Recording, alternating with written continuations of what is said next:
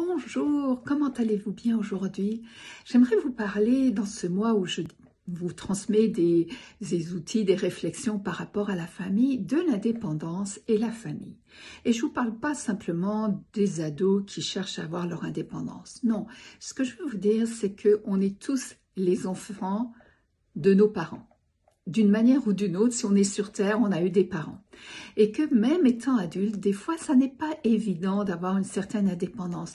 Et je ne parle pas sur le plan financier, je parle d'une dépendance émotionnelle. Quelquefois, on se sent redevable de nos parents, même s'ils ont 60 ou 80 ans.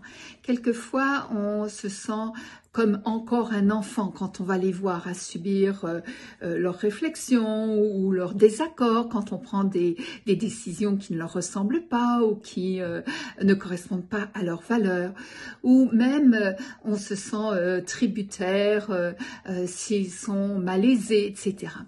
Et je crois que dans tous les cas de figure, il y a à la base quelque chose d'important à retenir, c'est que être indépendant émotionnellement ne veut pas dire ne pas aimer son entourage. Ça n'a rien à voir.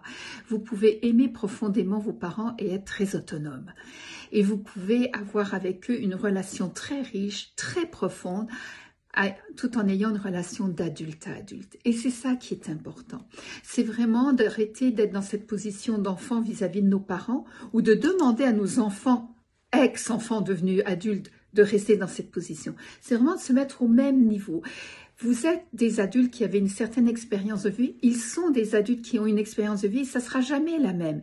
Vous n'avez pas vécu les mêmes choses aux mêmes âges, dans les mêmes contextes, donc chacun a une richesse qui lui est propre. Et ce qui est important, c'est surtout de se respecter mutuellement et de pouvoir se dire « Ok, je fais ma vie d'une manière X, Y, Z et j'aime mes parents ou mes parents même s'ils ont une vie qui a été faite de manière ABC. » Et c'est un peu ce message que je voulais vous transmettre parce que trop souvent, on se met des liens, des freins, des contraintes par peur de perdre l'amour d'un côté ou de l'autre alors qu'on peut très bien vivre en adulte et avoir beaucoup d'amour à se donner. Et je parle d'adultes indépendants émotionnellement. À bientôt, au revoir.